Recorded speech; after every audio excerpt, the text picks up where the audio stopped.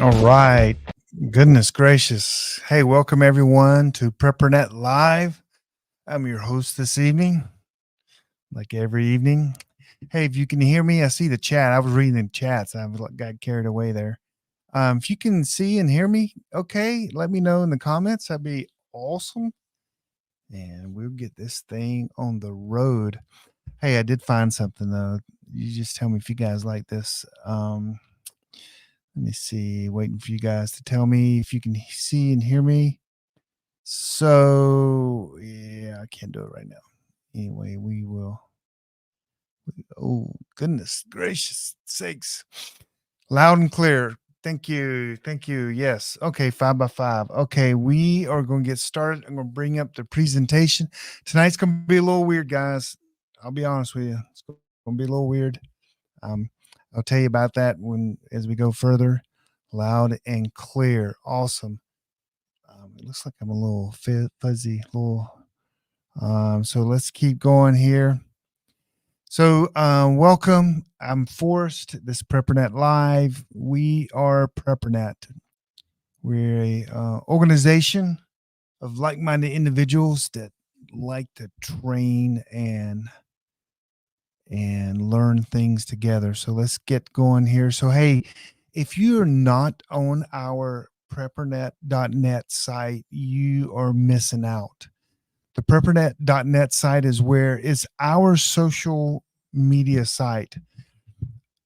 It's where that we can talk about anything and not be censored. It's a place where we can't be canceled. So make sure you join us there because preppers we talk about all kinds of weird stuff.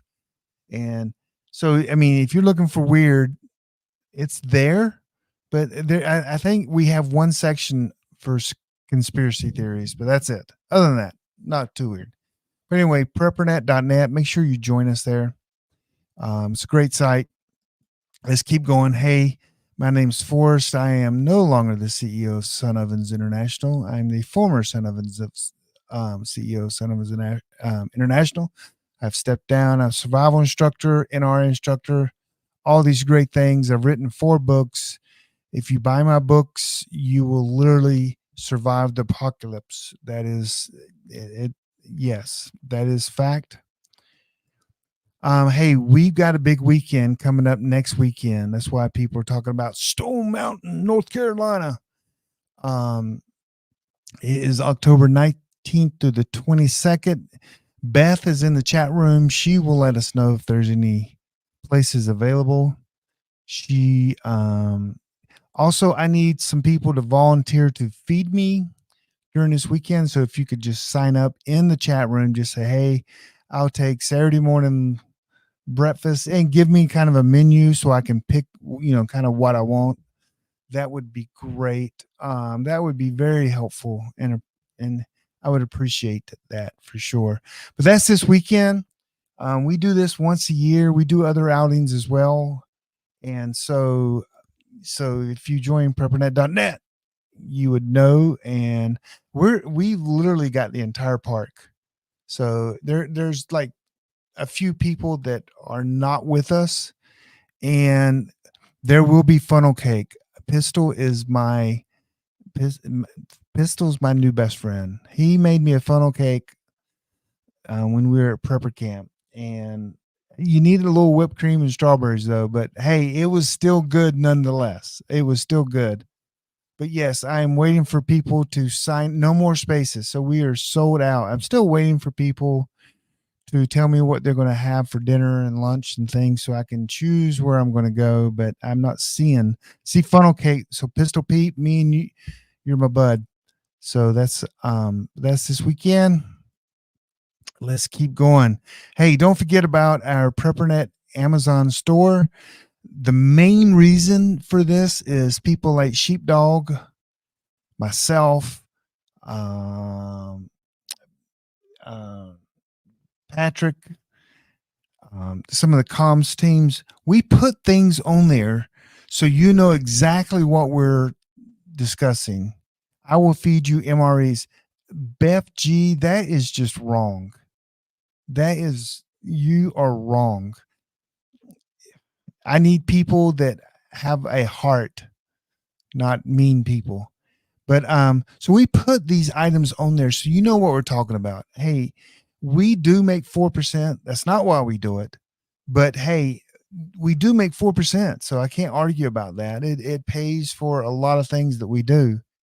Um, but go to preppernet slash Amazon. And what happens when you go there, then there'll be a link that will take you to Amazon.com. That's kind of how that works. And you'll see our store, things that we've picked out, the best of the best. Some of it, I've got a section that no one even comments on. And it's like, no one even cares. And I'm getting sad. But it's called Garvin's Picks. I mean, it's my picks of things I like. And there's something on there no one's ever commented on. And I think it's one of the greatest things I've ever posted. And it is, the marshmallows that you get out of Lucky Charms? I know they're healthy. They're all natural, organically grown, little stars and moons and stuff. You can buy like a big jug of just the marshmallows. And I have that in Garvin's Picks. If I'm telling you, it is the bomb when you have cereal and all you have are the marshmallows from the very start. Oh, anyway, that's on Garvin's Picks. You guys can go and check that out. I got some other cool things in there as well. So, but no one's ever even mentioned that. That's crazy. Yeah, that is awesome. I'm not disgusting. Okay, here we go. Videos of the week. Now, listen, guys, I've been so crazy busy, but I'm going to do, last week we did a retake, and that went over so well because this crowd, they come and go. So I've got 2 videos we're going to do real quick. I think they're probably in the top 5 I've shown, and I like them. So there's 2 up. One's quick and one, but I think you guys will like them. I need you to, like, if you like them, give me a 5 in the chat room. If you don't like them, you're like just give me a 1 and we'll write your name down. But here's the first one right here. 911, what's your emergency? Yeah, my wife got attacked by a warthog real bad, and I need someone to come up with an ambulance and pick her up. Okay, sir. Can you give me your address? Yeah, we're at 1825 Eucalyptus Drive. Okay, could you spell that for me, sir? I'm going to drag her on over to Oak Street, and you can pick her up there.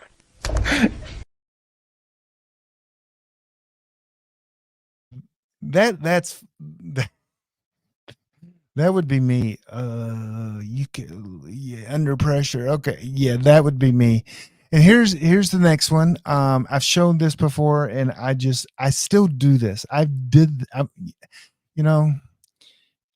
not even gonna comment, but here is this one. How to slap someone without consequences. Awesome. Travel. Oh my God! Which? Oh, thanks. He looked at it. The mark she put in her hand. He goes, "Oh, thanks," because it looked like it was a bug. I'm just saying that is funny stuff. That is good. Now, you just draw a little bug light on your hand, let me see if I can do this, and you just slap someone and it looks like you killed someone, like a bug or a fly or something. That is hilarious. So let's keep going here. So the book of the week, are you kidding me? I bet you guys can guess the book of the week. The book of the week this week, of course, is The Dark Secret of SHTF Survival. Now, this is Celco's book. So I've read this 2 times now, and it is a great book. It is an outstanding book. And so if you notice on the emails, I put that Celco is an HTF expert. And he is. And when you listen to the interview, you're gonna some things I want you to pick up is that I'm all about groups. I am 100% about groups. And I asked him one question about groups, and that is pretty much it. Other than that, everything he talked about in this interview he talks about groups. It leads to groups. Everything that he is bad, which he didn't have a group, he had a makeshift, and I want you to hear from him that way. But he didn't have a group, and he had some family members, but they were at a distance away. And I'm going to play the interview, but it's going to be kind of weird, folks. I'm just telling you that the weird part is, well, let me see what else other slides we got before we get there. And so hey, this weekend is so go back in time and you can listen to Dr. Bone and Bones, I guess should be a S there, Dr. Bone. Dr. Bones and Nurse Amy. That's on the YouTube channel here. It's also on the coming out. It came out on the podcast this last week. Last weekend was Dr. Arthur Bradley, a NASA engineer, answered all our questions about EMP and CMEs, or at least most of them. That is coming out this week in a podcast. It's still on right now, YouTube, on this channel, actually, below this video. It's probably there. And it was a great interview.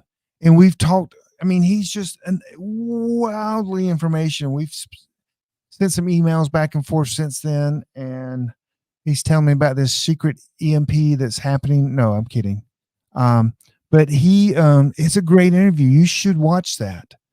Or just listen to it on podcast it's so much information. And then tonight we're going to go over Celco. I did an interview. Now here's the way I did the interview, and you may hate me. You may actually be like the way I did it. So Celco is he's still over in Europe. So we had to schedule a call. Celco, if you know, doesn't like to be videotaped. His face has never been out there. He's kind of always hidden it.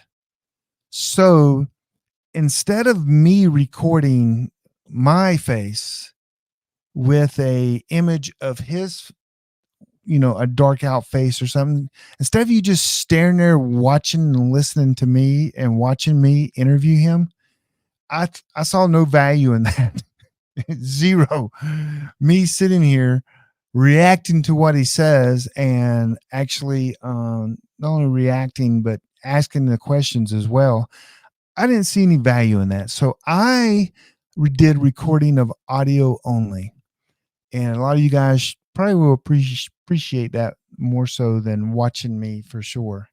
Even though I have a cool background. Okay. That's a cool background. I'm just saying. I got the old green screen going on and I think it looks pretty good. Look at that. That looks pretty good. I got some adjustments on my program that can make it better, but yeah, that's pretty good. So Celco is the man. Like I said, and you know what? I'm here for your listening pleasure, your viewing. You just promise me you'll listen to this interview. You don't have to, if you get bored with it tonight, because it's going to be audio only with this slide. I thought about putting war-torn Bosnia photos of how he survived. But after I put some together and them cycling through, one every minute or so, it was nerve-wracking. I couldn't even watch it then. The watching has nothing to do with the content he's going to provide. So I want you to promise me you'll listen to this, even if it's not tonight, not this week, but the next week. It will come out on the podcast. And I'm just being honest. So this is not for views or listens. Oh, if you don't subscribe to my YouTube channel, do that right now. I've noticed that we're not growing there, and yet more people are coming. But yeah, subscribe to our channel, like the video, do all that. I never asked for that, so do it now, please. But this, again, I don't want to shoot a dead horse, but I am. Audio only, and it's going to come out in podcast, not this week. Dr. Arthur Bradley's coming out this week, and then the following week will be the Celco. But it is a great interview. So I've been told, and you know what you're good at and what you're not good at, because people tell me all the time what I'm good at and what I'm not good at. That's why I have Beth. She always tells me I'm good at everything, which is amazing. I'm like, Beth, be your own person, you know, you know, get out of your comfort zone and just, tell me the truth. And she's like, you're the greatest. What can I do to help? So, but other people will tell me that one of my best things that I do is interviews. If you don't think so, that's fine. But I've had many people tell me that I'm, oh my gosh, shaking my head right now. Beth, that's the truth. So, but is interviews. And I don't know. I think this is a good interview. I'm not saying I did a good job. I'm just saying the content is good information. So, with that said, I'm going to look into the chat and see if Beth or any of my leaders have anything. I know Beth kicks force, but yeah, if there's anything I need to present or say, if my leaders would let me know right now, I'll do that. Otherwise, I'm going to be starting. I am going to be starting this audio, which is awesome. So I'm going to give it a minute. But Celco, so I'm going to minimize me, and it's just going to be for the rest of the evening. I'll just be honest with you. It's going to be the slide. I'm not going to break in because I can't really add anything better than what the interview is. So nope, just roll the show. And she's doing that in capital letters. Isn't that kind of rude? That is kind of rude. And then Elizabeth, get with it. Oh, I got to spend next weekend with these people. Just imagine that. Ready to hear. Okay, here we go. I'm going to, let me get here. And here we go.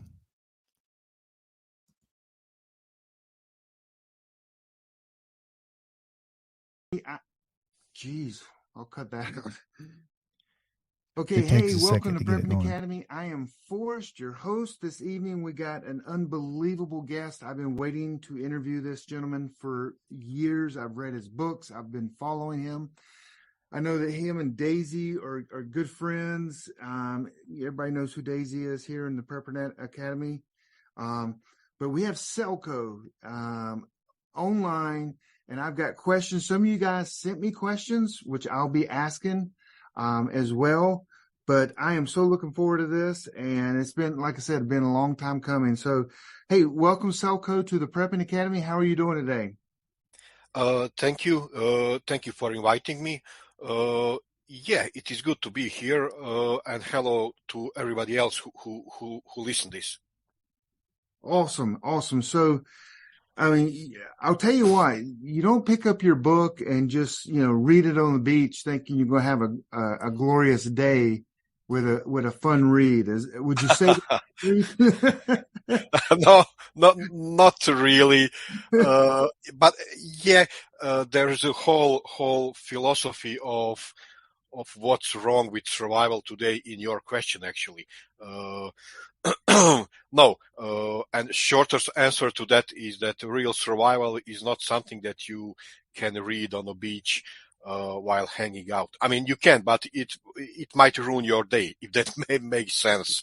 Real survival is usually, it's always not what you imagine, and it is it is dark and hard. So it is what it is. Because of that, it is real. It is real stuff, if that makes sense to you. So to give everyone that doesn't know who you are, which I can imagine no one does at this point, but you are survival of, we call it a lot of times the Yugoslavian war, same as the Balkan War. I guess they're the same event. Am I correct there? Yes, it is same event. Actually, to be more precise, Yugoslav War was actually several smaller wars that lasted for, I believe, something about 10 years, something like that. Yes. So all of that can be called Balkan or Yugoslav War or wars. Yes. And that was in the 90s, correct? Early 90s? Yes, early 90s to early 2000. Yes, 10 years. So the time frame that we're going to be talking a lot about you and what you survived through Was that in like that was like 93 area? Yes, 92, 93 area. Okay. Yes, actually, those 2 years were most intense, but it Mhm. lasted altogether about 5 years. Uh, it was in short civil war, and it was chaos that most of the people should have in mind when they talk about survival. There is a thing that people say, "Oh, it is civil war. We are never going to experience that." Well, in the last few years, we can question even that statement. But to rephrase it, maybe you are not going to experience civil war, like I experienced it, but point is in experiencing a situation where you have more people than resources. After you experience that moment with more people than resources, most of the scenarios go in similar direction. It doesn't matter, is it civil war or, let's say, asteroid impact. Mm-hmm. Let's say it like that, because most of the scenarios from that moment lead into the same direction, and that direction is fight for the resources. And it is simplified, but it is true. It is simple old fight for resources. So you wrote a book on this, and the book we're talking about, at least the one that I've read at least twice now, is The Dark Secrets of HTF Survival. Yes, the dark secrets of SHTF survival. Basically, what I did, and I need to step back a few steps. I read, I believe, 13 years ago on some survival forum, some survivalists describing how real SHTF going to look. And after I read that topic, I realized that it is absolutely and completely wrong. So from that moment, I started to write articles about my SHTF experience and what I experienced. And all those articles at the end up in this book. Book is actually consisted of my experience in that war, which can be brought down to the simple to the essence of more people than resources, just like I mentioned Mm-hmm. before. You can, of course, you can say there's a lot of differences between society in Yugoslavia in 19th and society in, let's say, US today, and I agree. But when something bad happen, always you are going to have good old violence and people fighting for resources, no matter what is background story about. So yeah, basically that book is about my experiences from that war, and I wrote it uh, based on how survivalists today expecting SHTF will look. So I took my most important experiences and Uh-huh. put it in that book. Actually, most of the book is my everyday problems and solving of those problems, everyday dangers, my Right. life in those Okay. years. So It's it's kind simple of like that. interesting.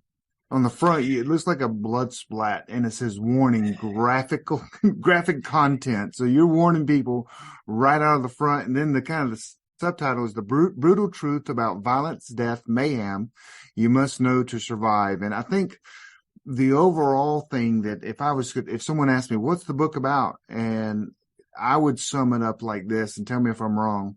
Your glorification of war and bugging out and having to live through the SHTF is nowhere near what is reality.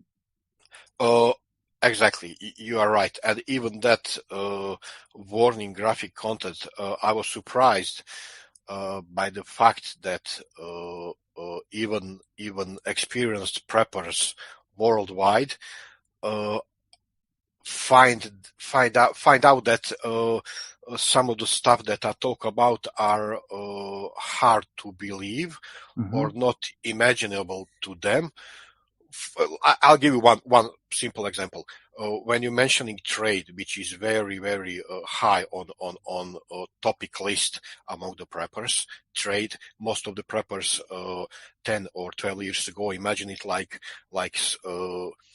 good old happy hippie people gathering up somewhere and trading their items, which in reality, in real SHTF situation, completely wrong. As soon as we have some valuable resources to trade for, you are in danger of getting killed in order to take that resource taken away from you. And everything forward from that fact is more danger, more danger, more danger. And I can say that 90% of other topics are not completely false. I cannot say that everything is false, but 19% of other survival topics are romanticized, if that makes sense to you. So they're not going to have tables down the local corner and everybody bring your goods and trade. Yeah, that, it can that happen.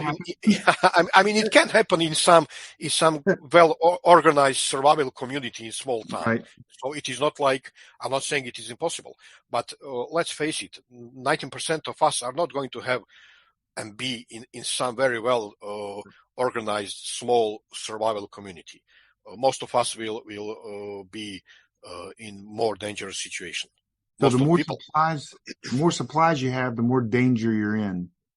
Yeah, if other people know about that. Yes. Yes. So by fact of that, trade is one of the most dangerous activity. Mm-hmm. I agree, which have to be done, of course, but Right. not on the way that people imagine it. Okay. I do want to mention everyone as we're getting started here. His website, it's called SHTFschool.com. We want to get out there, but it's SHTFschool.com. So go visit that. You have training on there. You have a lot of information on there. So we wanted to get that out before we get really big into this. So one of the things I caught in the book is that it seemed like you were kind of mad at yourself because you didn't see the signs until it was too late. And it was almost, I could just feel in your writing that you're kind of mad that you didn't see the signs until it was too late and couldn't get out. Is that kind of how it happened? Absolutely, yes. I can say that all of the signs were there, but excuse me, there is something in human nature in all of us that we always want to believe that it is not going to happen to us, that bad thing, and it's somehow all going to end up on a good way. So yes, all of the signs were there. If I sat down and go through all of that signs with my mind that I have today, I will clearly realize and conclude that something really bad is going to happen very soon. But with my mindset from those days, I just pushed back those signs, and my constant thought in that time was, however this sounds ridiculous today, my constant thought was this: people are not so bad.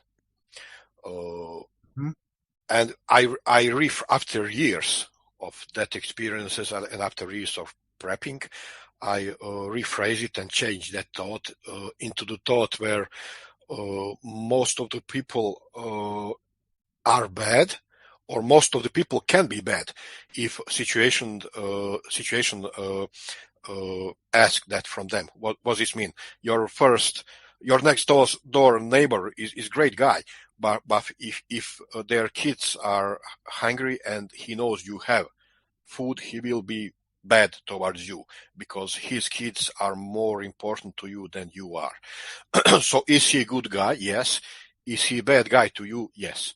So most of the people can be bad, and most of the people will be bad if situation ask that from them.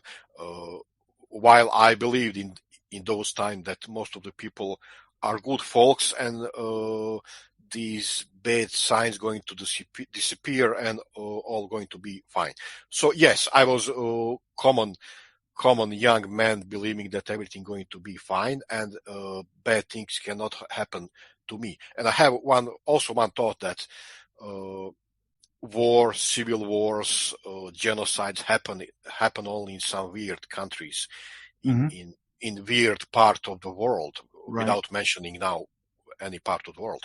So in some weird part of the world where people are different, folks are pretty much same everywhere. Yep. We are pretty much same. Even if you take all of our differences, we are pretty much same when it comes to this thing. So bad things are possible everywhere. So I know that when this happened to you in your country, you were very positive and you were kind of missing the signs.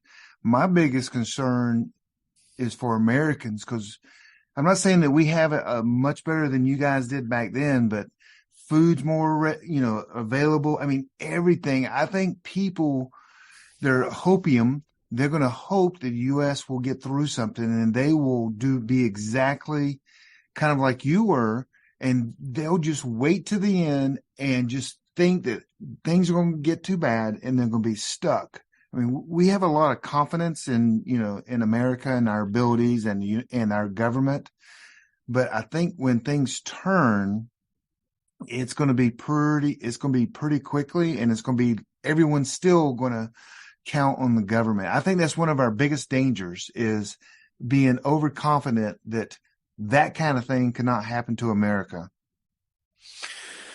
For several reasons, I cannot and I will not go into the political and society situation in your country right now, but I can compare it to situation in my country in those years, and you can see similarities.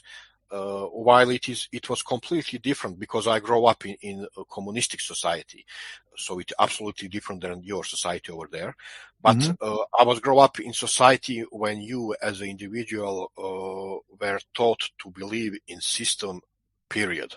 System will take care about everything, and if you question system, you will, let's say, disappear in worst case scenario. But system did usually take care about everything, and we all thought that system is hard as a rock. Is that expression? Stable, completely and absolutely stable, and ready to take care about everything. And one day system collapsed because it was rotten from inside. There is a difference from those days and today. In fact, that people are more everywhere, not only here, everywhere. People have more access to information. 30 years ago, you didn't have even there in US, you didn't have so much access to so different kind of information. Today you have, so you could conclude that since you have more information access, you are going to be able to recognize more quicker way, recognize more and more coming signs. But in reality, it is false, because there is so much junk of information everywhere that people are not really sure, on the first place, not really sure where to look. And on second place, those in power who control media have so much power, actually, that they bombard average folks with information, and folks are mesmerized to that, let's say, screen of government-owned information. So is it better from 30 years ago? Yes, there are more information, but is it worse because there is more propaganda? Yes, it is worse. It is more information, but propaganda is heavier. So it is even worse. On the other side, society today and system and society today offer us more, let's say, more ways to live happier and more comfort life. So as a result of that, you have a bigger percent of people who do not know how to start fire, even with lighter. So is it better life today than 30 years ago? Yes. Is it going to be bigger fall when it all fall apart? Yes. Because 30 years ago, you still have people who remember hard times from Second World Right. War, They've lived or through hard times before. Yeah. yes, or even old timers who remember times of Great Depression, or Right. remember it from the stories of their parents. What people remember today, young people, young folks, old folks in middle age. I'm worried about what real knowledge they have if they are not prepper. They do not have real knowledge, most of Right. them. Yep. So one thing I will say, people always ask me, you believe in zombies? And I always say yes. If you're 25 and below and you're going through a war like that, you're going to be walking around like, what the heck is going on? That's my zombie in the SHTF. But you talk about a lot in your book about information is so important, and how disinformation, even like you were talking about in there, I think they were talking like they're going to be dropping MREs on the south side of the city. Just information itself is almost impossible to know the truth, to get the truth. And it was probably one of the most needed things besides food and water, things like that. But information was very important and very hard to come by the truth because of the media and other people just not knowing the truth. Is that correct? Yes. Excuse me. We can look at on information. When we talk about information, we need to look at from two sides. First thing is real information for real purpose. That mean, for example, that mean where you can find food tonight, or who have baby formula and you need baby formula tonight for your baby, and you don't have a clue who have baby formula in your neighborhood. So you need that information, and how you will find that information. Well, for purpose of this conversation, shortest answer will be that you need to have, just like you mentioned, you need to have prior to SHTF, you need to have a network of people, and you need to have already that information. So real information that you can use was very important, and that information was used in many different terms. Let's say, I'll give you one real example from my times. Men who have a stash of food hidden, hijacked from UN forces and hid it for more times for more days to bring price up. And he deliberately planted information that some stash of food on the other guy who have it was infested. This is like really small example of how disinformation and information work. In real SHTF event, you need information, but in same time, you cannot trust any information. And only real cure to this is to have a network of people, because network of people means in same time network of trusted information. How you can build that network of people? Well, best case scenario is to build it before something bad happened, because on that way you know that people for sure. When something bad happened, you will be forced to build network of people, of course, because you cannot survive alone. But any man that you add to that network of people will be possible danger to you, because before you verify him, if this makes sense. So this is the one side of that information thing. Other side is a matter of hope. We as a human beings are addicted to information, and we are not aware of that today, because we are plugged in information system every day. Even let's say preppers or survivalists who are aware how much false information is outside, even us are plugged in into the trusted information. So imagine the world one day when electricity, internet, everything is just one day is off, and you are missing that information. It is blow to human mind, and it is horrific. It is horrible, and you cannot imagine it if you did not experience it. So, and there is no vacuum there, where there is no real information, misinformation take place, and even misinformation is important from the point of that hope thing.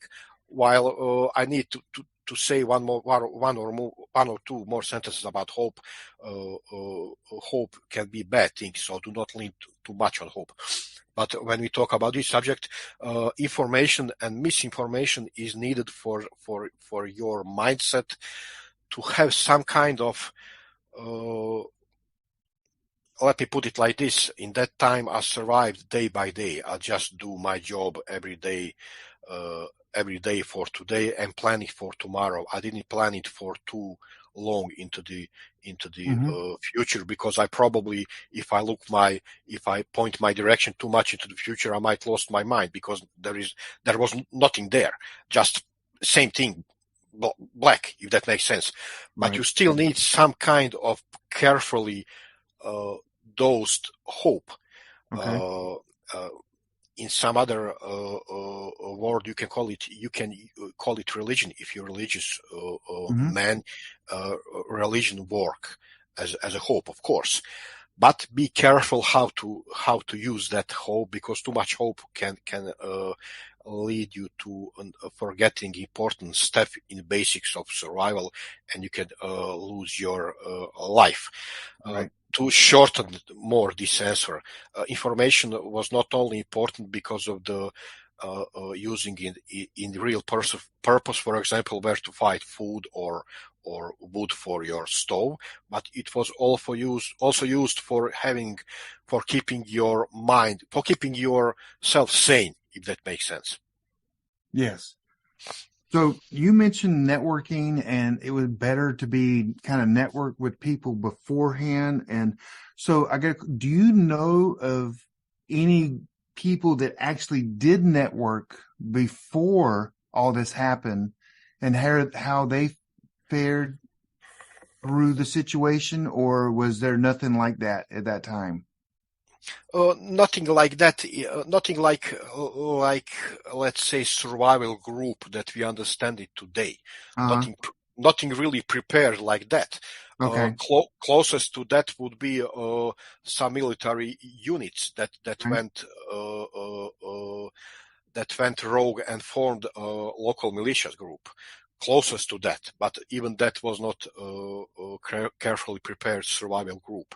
What we used actually, we simply let's say built survival group based on what we had most common in that time. In my case, it was based on blood, on relatives, on Right. family. So we formed group based on family because we trusted each other, and whichever skill we find useful between ourselves, well, it worked what we have.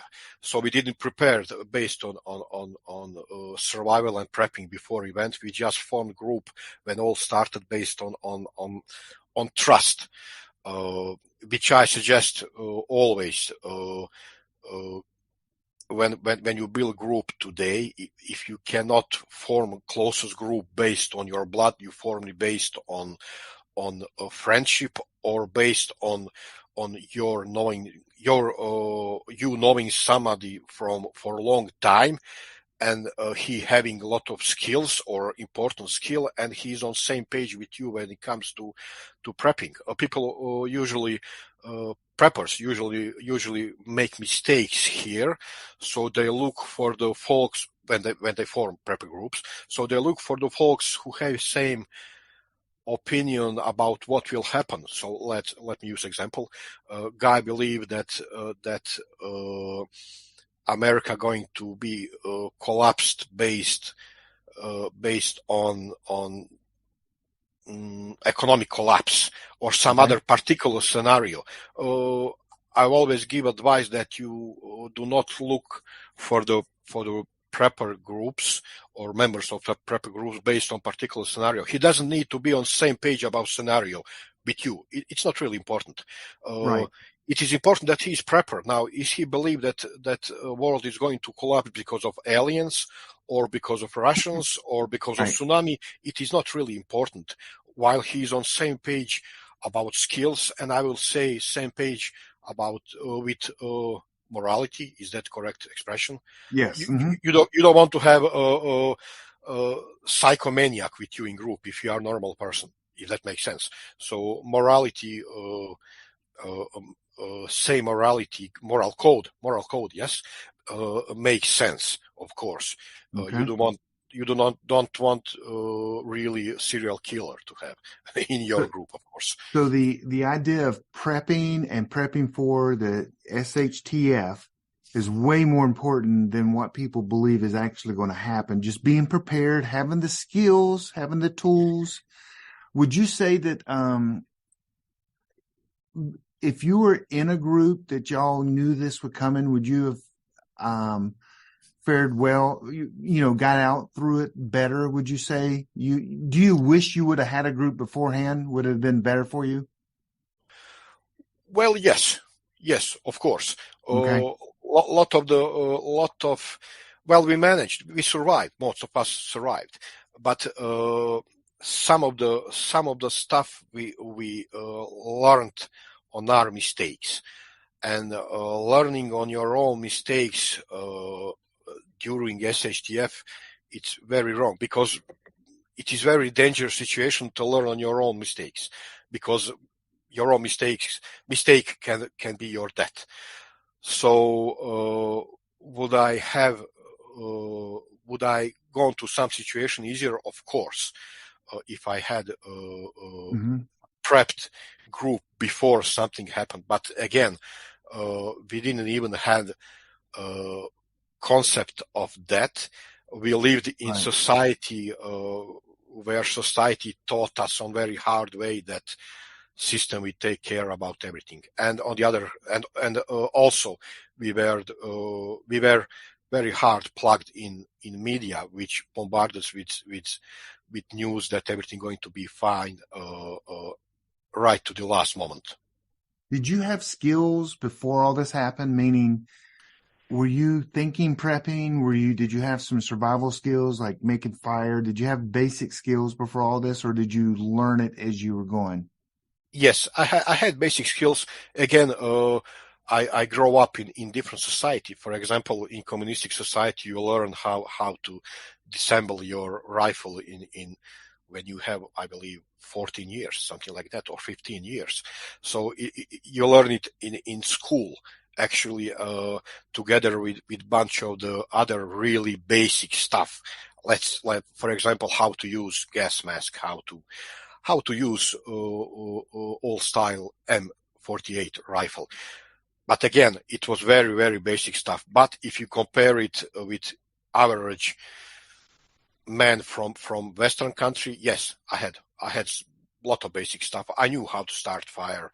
Mm-hmm. I had in my family a lot of old timers who were guerrilla fighters against Germans in World War II. So I knew the stories. I knew the basics, but again, nothing that could really prepare me to that event. Do you think you would have fared better outside the city, like on farmland, or was that just? So I was thinking, a lot of people think they're going to go to farms and maybe survive there as groups and stuff. But did the city people, in a sense, go out to that area and just kill them? Would you have fared better out in the country, or was it better because of the resources in the city to survive? Yeah, here's the thing. In my time, in that particular scenario, it will be better probably in some smaller village that is bit organized in terms of defense. But I need to discuss a bit more about this, because in survival today, and it's for years in survival. There is one of the many myths that you just need to go out, run from the city, and you'll be fine when something really bad happens.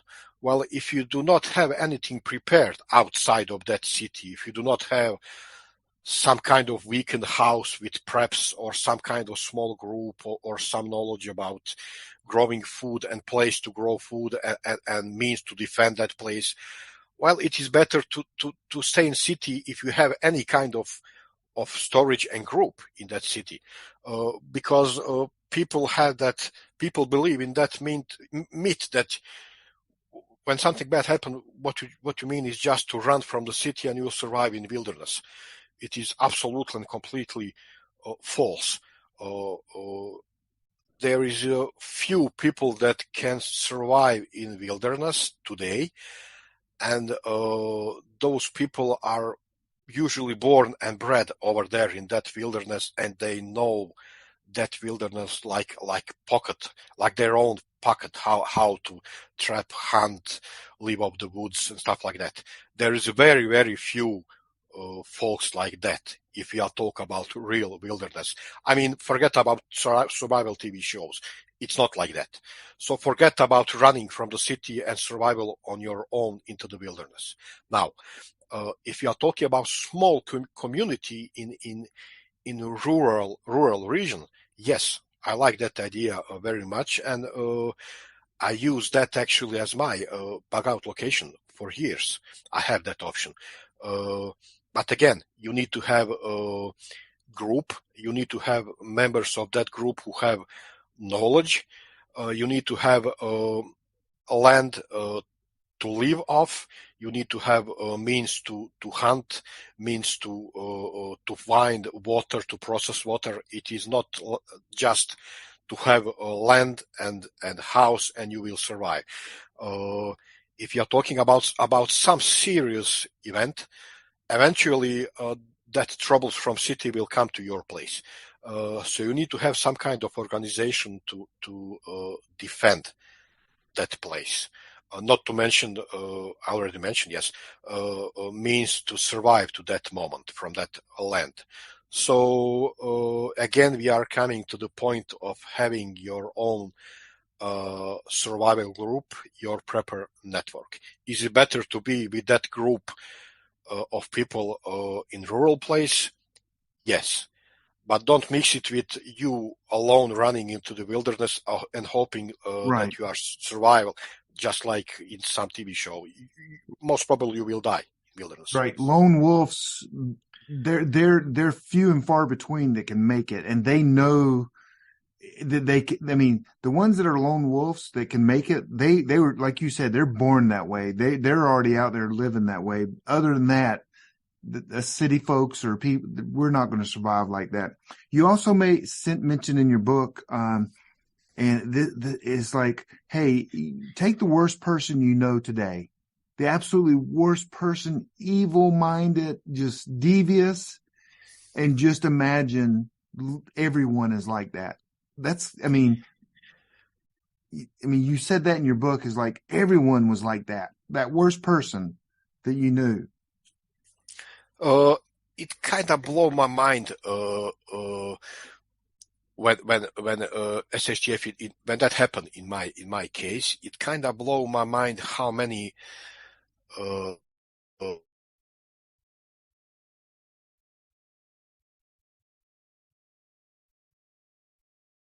you there? I think I lost you. I am not hearing you. We had a little technical difficulty. It gets right back. you will kill him if you are prepared. Yeah, sorry about that. I lost you for a second. So for the last minute, I could not hear you over here for some reason. Not sure what was going on there. Could you repeat that last thing you were saying, though? No problem. A lot of the people today are nice because Right. law and system kind of force them and put them in a system where they have to be nice. You cannot be, you cannot act like psycho today and have normal job, have family, normal life, and everywhere. You are going to go into the institution, right?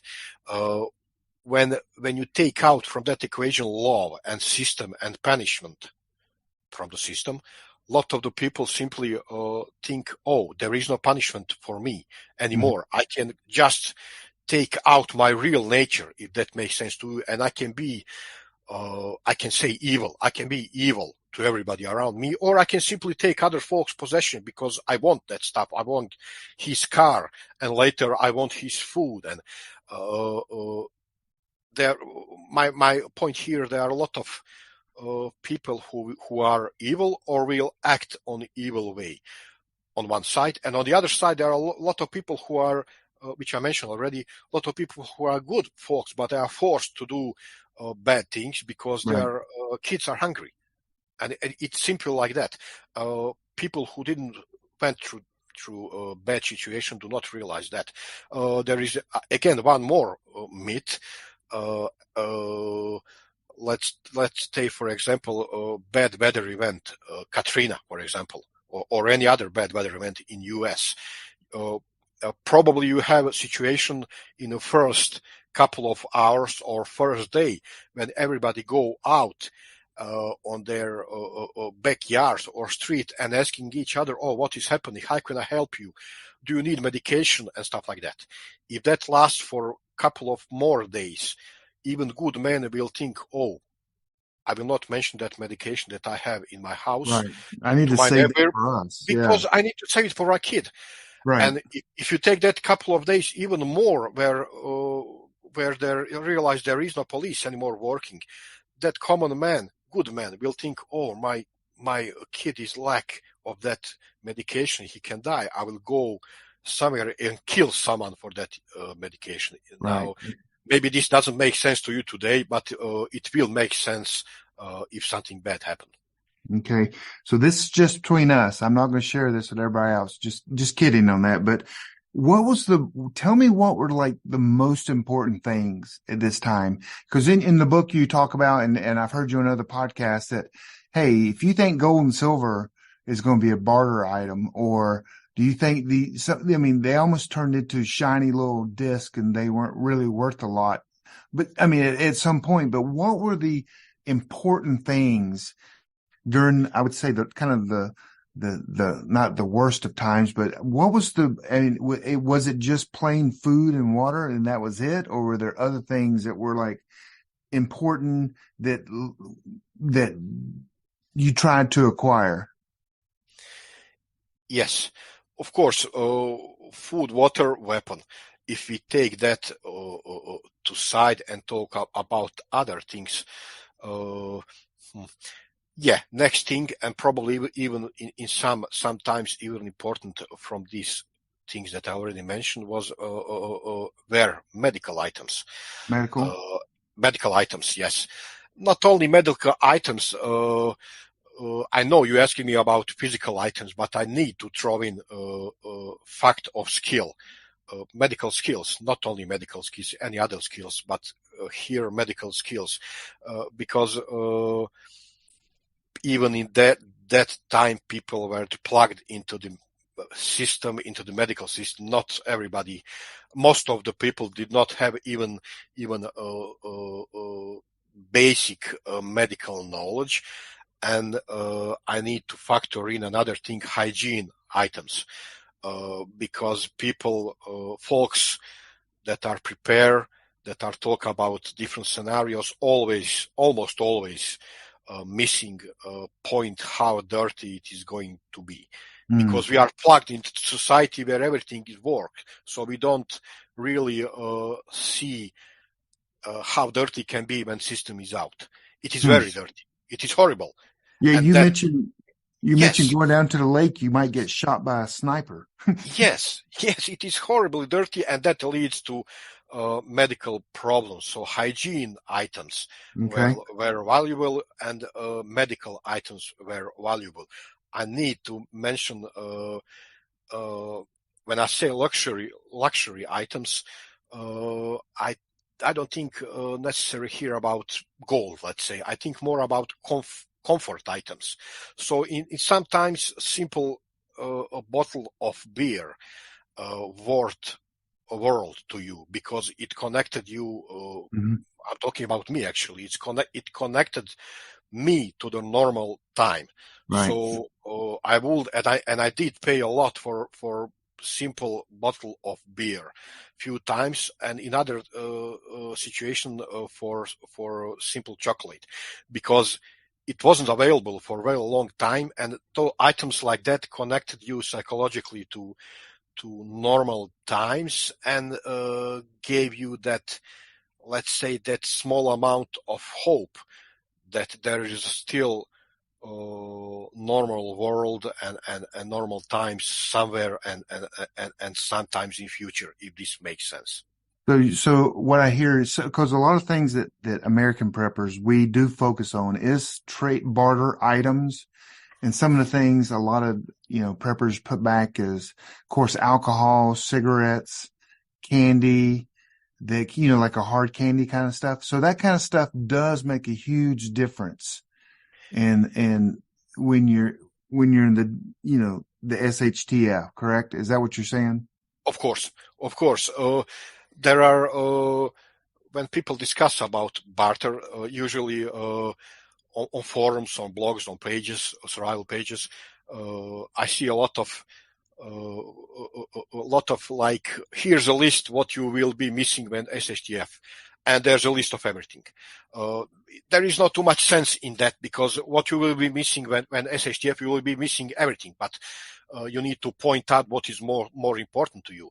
So you might be, of course, you'll be missing your car magazine papers when Right. SHTF, but is it a life-threatening situation? No.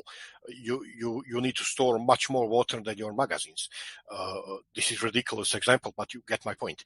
But Yep. when you go to the psychology and mentality of barter, of prepping for barter, I can say from my experience, what makes sense to store for barter are small items in more numbers, because of many reasons, because of security, because of security of carrying it, because of security and safety of storing it. So for example, 50 kilos of rice, if it is going to be spoiled, it is going to be spoiled all, but 50 or 20 packages or 2.5 kilos can be spoiled couple of packages, if that makes sense. And Right. it is much easier to carry 10 lighters for trade than 10 liters of gasoline. Mm-hmm. So small items that are important. Gotcha. Everything is important, of course, but some things are more important than other items. So more important are cans of food than bottles of beer. So that means store more cans of food than bottles of beer. But just like I mentioned, even that beer have a price, and sometimes it can be very high. What I suggest when it comes to storing and bartering, it is a huge topic, of course, but I do not really divide storing for barter from storing for your own, for yourself, because you are doubling items and you can make mistakes. So store what what you conclude that makes sense, what you're going to need, because imagine what all other people around you will need that same items, so you will be able to barter. Just go deeper into the mentality of carrying that, packaging that, storing that, and be careful about who knows what you have and where you have that. So I would think that skills of hiding things and skills of getting to the place that you've hidden things is very important, because you just can't, you're more mobile, especially, it sounds like you were pretty mobile within the city, and you don't want to put all your items in the corner of your room. But I would think that skill of hiding things, being able to just, maybe even in plain sight, or even getting to that place and getting your items out, is pretty important. It is huge, actually. And again, we are coming here to one statement that I often hear in preppers, especially in US preppers. and it goes like this: I will never leave my home. I will defend it to my death. Basically, it is a wrong statement because Right. eventually you will die. Yep. Do not expect to be stronger guy in city. Eventually you will die. Rephrase that to the statement that goes like this: I will be ready to leave my home in split second and still have available preps somewhere hidden, or rephrase it to the point where I'll be ready for the forces, let's say government forces, who will come to my house and find part of my stash and take away from me, but bigger part of cash is hidden. So Right. my words are this: do not. Survival is not about losing your life. Survival is about surviving. Be ready to lose everything except your life. Okay. That's real statement. And you also mentioned in some of your, I know in a podcast that I was listening to, you made a statement that, we've kind of, we have this American version of the, the SHTF, but you said surviving in the SHTF, this is a note I wrote down, is when it becomes your job every single minute of the day. Even military people don't really survive like that. They get breaks and times off, but in the SHTF, you're literally full time on trying to survive every single minute, and there is no time off. It is connected again to the simple fact that most of people do not understand how deeply we are plugged into the system and how much benefits system is giving to us together with wrong things. So only one day when that system is gone, I realized how much help I had from that system. From the simple carrying and dragging a whole bunch of water canisters to my house, to the chopping the woods, or finding the food, heating myself and everything. So most of my time, during the day and night was filling the gaps, filling that jobs of regular everyday work in order to keep my home and myself running and alive. In short, surviving is not only about running and shooting someone. Most of the surviving actually is about hard work, and as better and group you have, with more skills between each member of that group, your everyday life will be easier. Again, most of the stuff in that time I learned on my own mistakes. But if you have knowledge between your group and your group member or yourself, you will not make that mistakes, and your everyday life will be hard, of course, but it will be easier. Forget about laying down and watching how world is going to the end from your safe spot. Mm-hmm. You can do that for some time if you are very, very well prepared. Actually, I do advise to do that for some time, because before situation outside go to the moment where you realize who is who and what is really happening.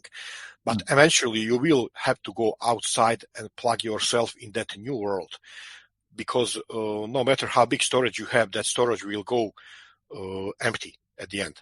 And it is better to go out and learn who is who before that storage go empty. But to go back to your original question, yes, it is a hard job for most of the day, especially if you are if you are alone or not prepared, it is next to impossible. Huh. So let me ask you this question. So equipment is very important, like having a weapon and food and water and everything. But when you look back, what skills were the most needed or the most useful during that time? Yes. I would point out two most of the important in that time. And I can call it like this. Killer and healer, if that makes sense to you. Skills of either to kill or to heal, if you understand me. Yep. But that's only that is only tip of the problem. Based on my problems, you need to have men who know how to grow food. You need to have men who know how to work with people, because what that mean? Well, I would say that best scenario is if you can have something like psychologist in your group, but but what I'm trying to say here is you need to have somebody who know how to work with problems, mental problems that people will have in that kind of situation.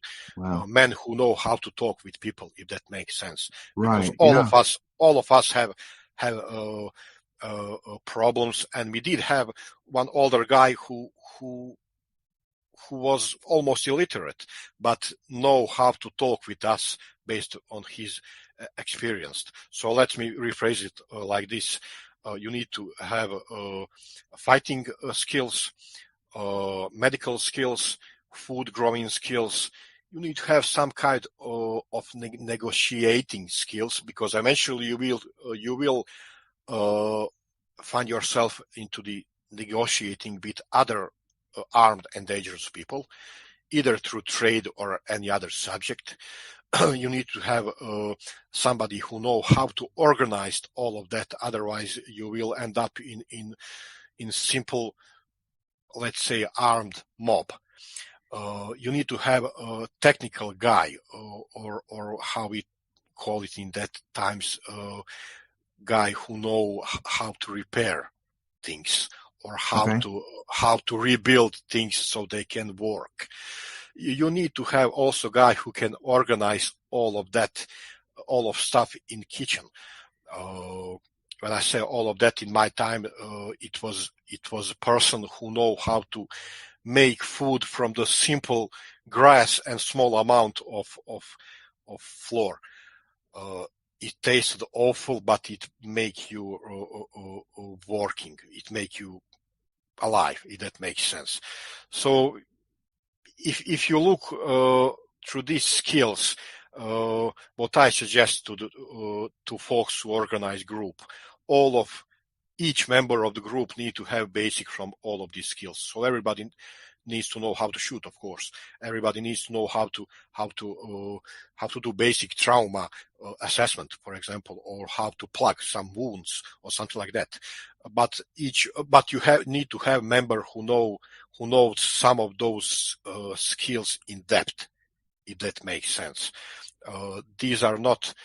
It is huge topic, but you get my philosophy of group building here. Everybody needs to have basics, but you need to have a person who knows all of this in depth. Of course, best case scenario will be that everybody have knowledge in depth from all of these skills, but we are living in the real world. It is almost impossible. I need to add something here really important, because we do a lot of real physical courses. We find out, and I already know that from before, of course, but most of the preppers do not know that. You do not need to have special Navy SEAL members of your group. If you have it, great, but you will not have it, because again, we are living in real life. What you will have, what most of the people will have is their father or his son, girlfriend, or his mother-in-law, maybe. You need to find skills from each of those members, no matter how they look not skilled to you. In our survival course, we do find out not once that older lady have perfect organization skills in taking care about home, or a guy who works as a programmer and who doesn't have any real fighting skill, has perfect negotiation skill in during the trade. What I'm trying to say, it is impossible to build a survival group like in movies, and you do not have to aim to that. We are talking about real survival, real people with own flaws. Is that correct word? With own minuses. So work based on what you have, and you will be able to build group with that. So some of the skills you're saying are just either common sense skills or negotiating, working with other people, intangible skills, meaning it's hard to kind of teach people these skills. It's just, but would you still say that survival skills are, I mean, they're important, for sure, but I think you're taking that as a given that everyone in the group needs to have basic survival skills like first aid, working their gun, and you know how to purify water. That's skills that everyone needs to know. Correct? Yes. Okay. Yes. Yep. Those are skills. Let's say you can learn how to purify water from YouTube. You Right. can learn how to start fire from YouTube. Those are all basic skills, and I don't really see a reason why anybody can learn that. Mm-hmm. Skills that are more in depth can, for example, from weapons and fighting, can have your member of group who is veteran. But when you are building your survival group, something that is really important is mindset. You need to have mindset of each member and collective mindset. And I do not talking here about something that is psychedelic or something like that. It is simple, good old mindset where you have group of people that are in essence good and ready.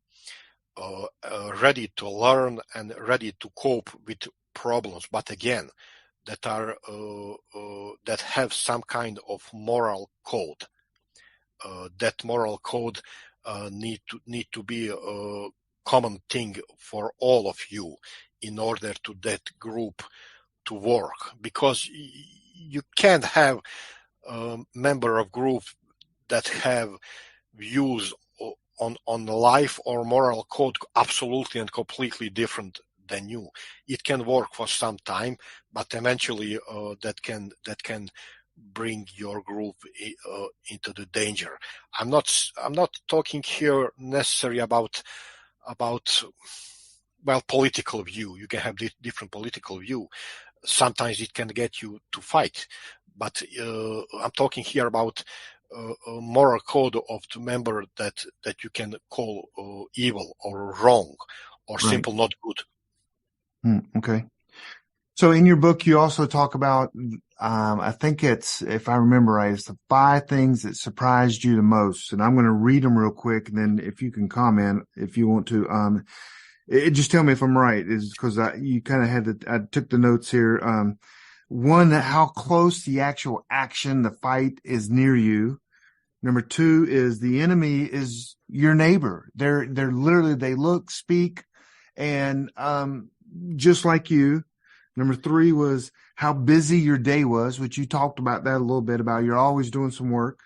Number 4 was the level of threat. It's like at any moment you can almost like die.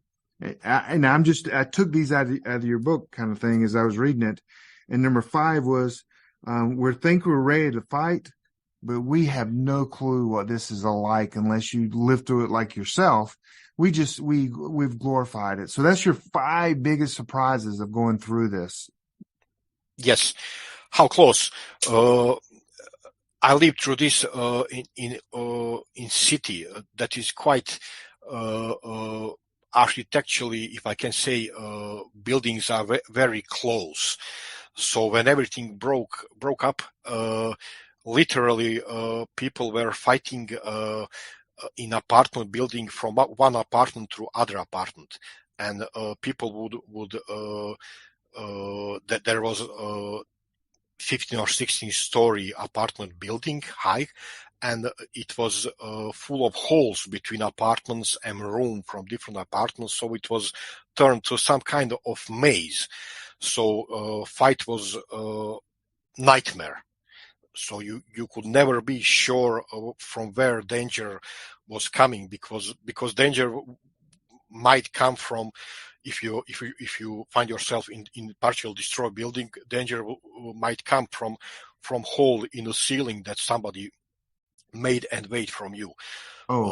So if you entering building one room, 99.9% of people do not look for the hole in ceiling. They look from the windows, doors, and other openings, and there is a new danger hole in the ceiling. So, and close fight, that mean house from house to house, even from apartment to apartment, because it was densely populated area, and even enemy armies were fighting from street to street, and even local militias were fighting from street to street, and inside that you had common folks that wanted to take something from you. Everything was so close. Your second point was enemy. Speaking looks like you. Yes, this is very important.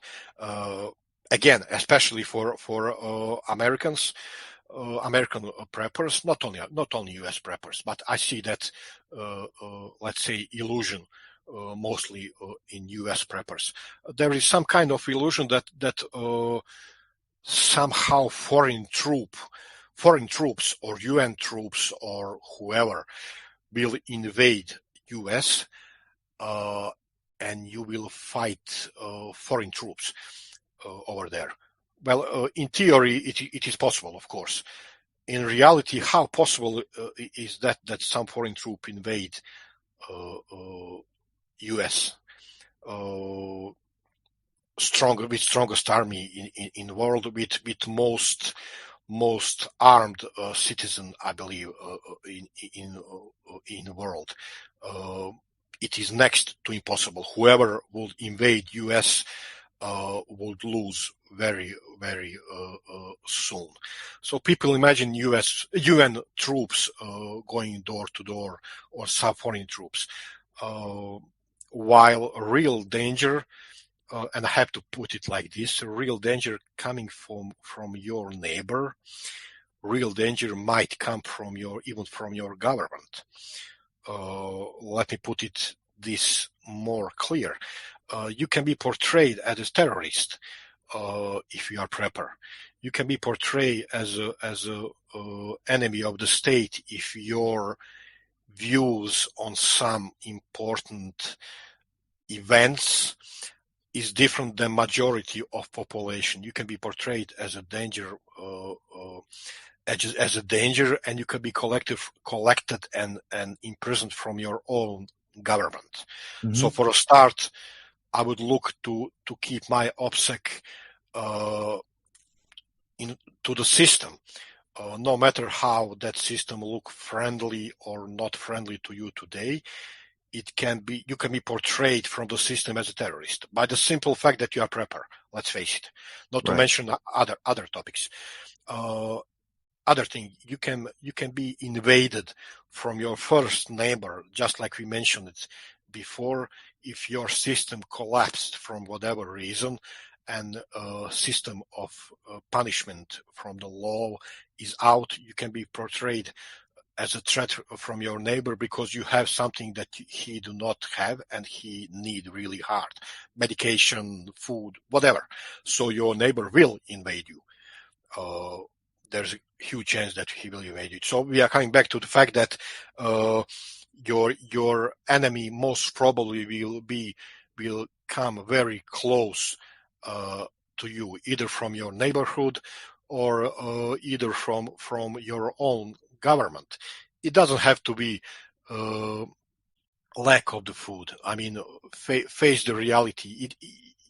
Today can rioting happen in your neighborhood, and if you do not support some political option, like majority of people who are rioting, they can torch your house. We are coming to the reality of that, I believe, in these days, months, and years, that your own neighbors can attack you because your political opinion is different than his. So yeah, look for the enemy much closer than you. I'm not saying that you do not have to pay attention to the world situation. Of course, you need to pay attention to what is happening between Russia and Ukraine, but only to the terms that look over there and imagine and take educated guess how that can influence to your own small circle situation at home. For example, how that can turn, how war in Ukraine can make your country poorer, and how you can lose your own job because of war over there. How that can bring to fall of some political option of rioting in your city. I think you get what I'm trying to say here. Yes. Yep. So, yeah, our enemy more than likely is our neighbor, not a force coming in America. America has a little different situation in a lot of countries. America, I mean, every other household has like 3 guns. Yes, and that's the reason why there is nobody invading America, and whoever invading, it is suicide. Yeah, I it's don't suicide. see anybody. Did you have a weapon when you were going through this? Yes.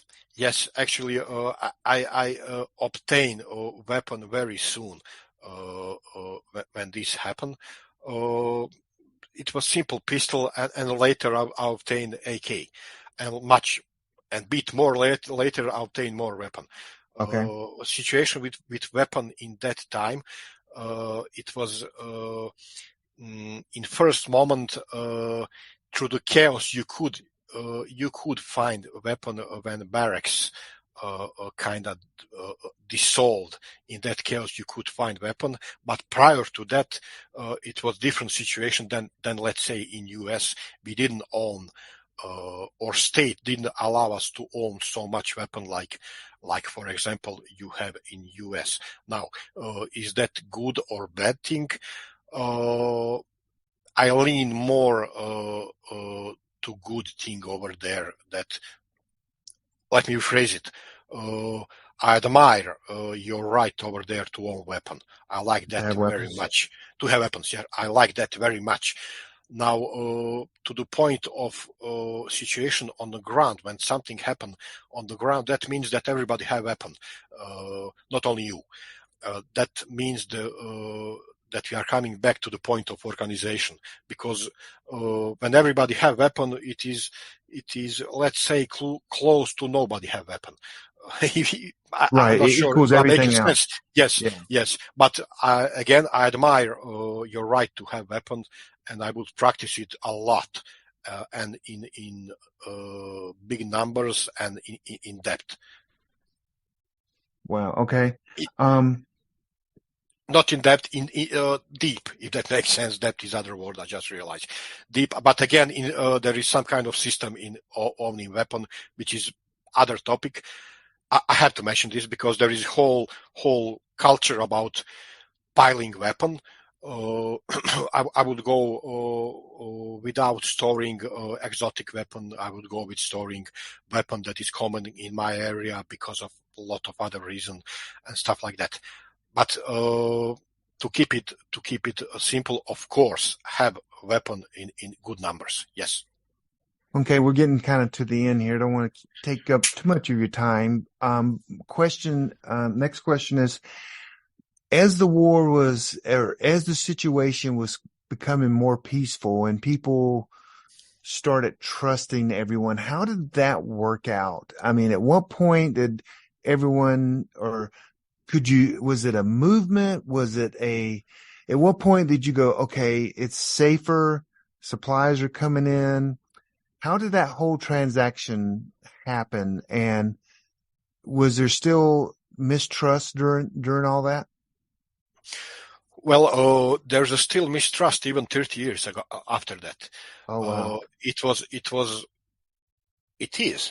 is slow process. I mean, nobody's shooting at anybody right now. There is always danger and chance that there will be shooting, because this is very fragile society with a lot of hate and dangers. But it was slow process, and it was forced process from international troops. Actually, one day international troops landed and forced us to stop shooting at each other. If I can say it simple like that, but process of animosity between us, process of hate and everything else, that's still that is, I can say, ongoing process, and I'm not really optimistic about that. I can say that when somebody asked me about future SHTF, I can say that we still had some kind of luck, because our collapse was stopped by intervention from outside. War stopped, and we managed to build some kind of, let's say, crooked society where everything work on bribe and stuff like that. That's completely other topic. But in case of some big SHTF situation, I don't see some real outside intervention or stopping all of that. I just see spiraling down, and us as a humanity being brought down to the 100 or 200 years back, and survival of I wouldn't say fittest, I would say survival of most organized groups. Now, I'm mentioning this as a worst case worldwide event scenario. But as a smaller scale and more localized scenario, again, I see smaller groups of survivalists surviving until situation go back to the normal. And I'll be honest, in my case, it lasted for 5 years, almost 5 years. So be aware that can be maybe month, but maybe 10 months, maybe a couple of years, maybe 10 years. We are now going into the region of different scenarios of what we can expect. Wow. Well, listen, that's about all the time. I mean, I could sit here and ask you questions all day. If you ever come to America, I'm meeting you at the airport. I'm just telling you, you got so much knowledge and so much. I mean, it's crazy to be able to actually talk to someone that's kind of lived through it. You know, that's kind of like, it resets your mind and you go, wow, okay, it's okay. I'm preparing, but it's hard to prepare what you've been through. You know what I mean? Yes. Just for the end, I need to add something, because I started to add that because people commented, oh, it was so bad that that's so bad what you're talking about that I'm not sure am I going to be able to go through that. So I started to add at the end of each interview, you can survive. You just need to be organized. Remember, I was common man, very young man, and people with me were common folks, not survivalists. It was horrible, it was bad, but you can survive. It is possible to survive even that kind of event if you have good people with you. Let's keep it like that. So it is possible. That's awesome. That's good, encouraging words. It may be hell, but we can survive, is what you're kind of saying. Definitely. And so everyone, this is Selco. Hey, his website is shtfschool.com. And don't you have like online courses on there and everything that you train people? Yes. I do that for a couple of years. Yes, I do. And you have books you've written. I know the book that the one that I kind of just I've read twice now. The Dark Secrets is of SHTF Survival. Yes. It's on Amazon, and you've Yes. written a couple other books too, correct? Yes, there are also there at Amazon, and you can check it on my web page. Yeah, go to his website, Yes. shtfschool.com. Sign up for his class, read his books, and he's on other podcasts as well, because, not every podcaster asks the best questions or whatever, but I've been fascinated with your story. I've been fascinated with your survival story, and there's so much to learn from that. It's impressive too that you just decided to share this information, because there's so many stories that people have, they don't share them, but you've kind of put yourself out there and sharing the truth of what SHTF survival is all about, and we appreciate that. Thank you. Yeah. I think people need to know how real stuff look and how real stuff might look for Right. them. Yes. And I'd love to get your commit. I'd love to interview you again. I've got more questions. We just don't have time for, but thank you for being on the podcast, and thank you for sharing your story, and also, through the podcast, and also through your books, and also your teaching. Again, you can find Celco at shtfschool.com. So make sure you go and visit. Hey, thank you so much for your time. Thank you very much for the opportunity, and stay safe. Yes. Thank you very much. Hey, guys on the podcast, thank you for joining. All right. So, hey, guys, let's see. Can you hear me now? Can you hear me? That is the interview, guys. He's agreed to come back and do another interview. He, in our emails, he was telling me that he likes to limit it his because I could have gone forever, but anyway, that's the interview, guys. And I'm going to interview. I've already asked him if he can do it, and within I think I was talking about in January, the 1st in January. And so I think Beth suggested that we just get people to ask questions. Don't ask the same questions I asked, but let's ask him questions. He actually lived it. So after we hung up, there's some things he said he didn't know if they were right for our group. And I assured him, I said, next time let's get into some of that. And some of that was when, he would go out and getting wood or whatever, and a roommate or whatever was actually shot or something. It's kind of some crazy stuff. So anyway, but yes, we're going to do that again. So we can submit questions to you to ask him. Yes. And the reason he won't come on live, he won't show his face, and he does have a job, and so we have to schedule it. I think my interview was at 8 a.m. with him.